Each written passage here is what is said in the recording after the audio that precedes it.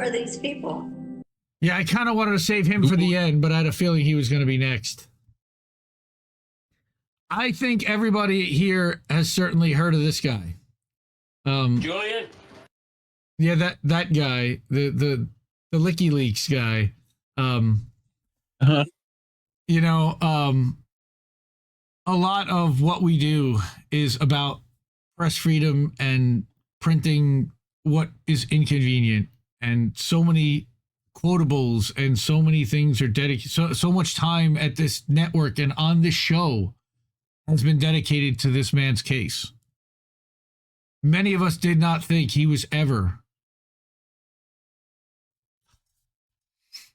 going to see the light of day. And holy shit.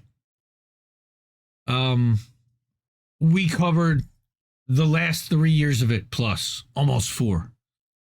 And I remember watching Richard Medhurst, you know, cover from the Old Bailey every day live, run out and go to his hotel and report on what had happened during the day when Daniel Ellsberg testified and when all of these experts had testified, and then Gostola gets on, and we're watching person after person. I mean, an entire community developed out of supporting this man. He brought a journalist community together to fight for press freedom. God, I'm like, I'm tongue-tied a little bit, but of course, he founded WikiLeaks, in case you didn't know. Why was he in prison? Brief, would you like to kind of tackle that? For unlawful skateboarding in an embassy? No. For calling out plenty of the war crimes that our government has taken part in. Between Vault 7, the double tap video, there's an entire list, you know? So they couldn't have that. So they tried to get him for espionage and treason and all that fun stuff. So spent, 8 years in the Ecuadorian embassy, and then was in Belmarsh for how long was he in Belmarsh for? Almost 5. Do you remember? More than 5. We April 11th was 5 years, and we thought he was going to celebrate his, I think, 53rd or 54th birthday on July 3rd in Belmarsh again. And surprisingly, at the end of June, all of a sudden we saw him get on a plane and fly to the Mariana Islands and stand trial and plead guilty to journalism. And we heard him speak for the first Natalie time. Williams in chat, he called out DNC cheating, NSA spying, collateral murder. Founder of WikiLeaks, you know? So, the best publisher in the world at the time. Never had to print a retraction. Never had to resend a story. Yep. You know, now there is still some of the WikiLeaks archive that is down, and I don't know exactly when or if that's ever, how that's going to get restored and what's going to happen now that he's out. But a couple of... supposedly he had to delete a bunch of files, right? Right.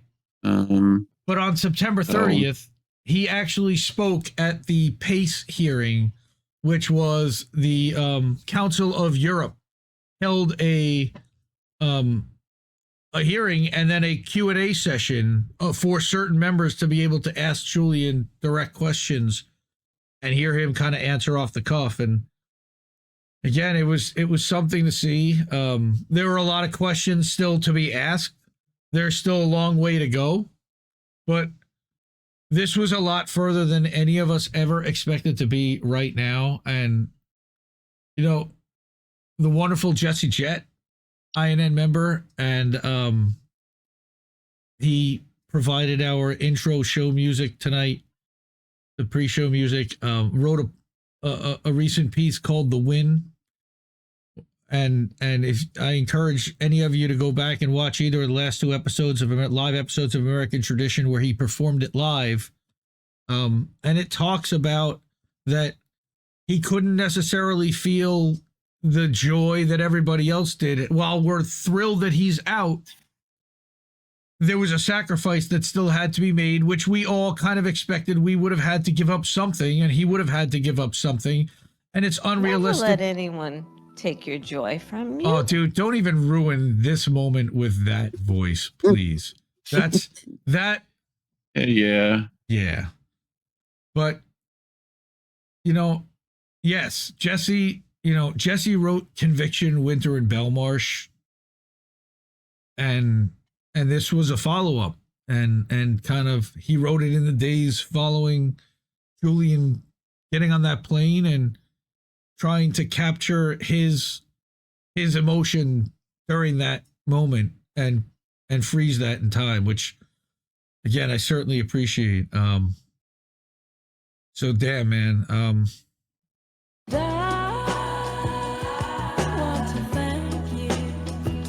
I want to one more time put up a plea that if you are able to, you saw all this amazing artwork. There are over 120 illustrations that we had done between logos and faces, and just incredible. We even asked Lucio to do all the INN members. The white that you see around my head tonight is a Zago Brothers illustration as well.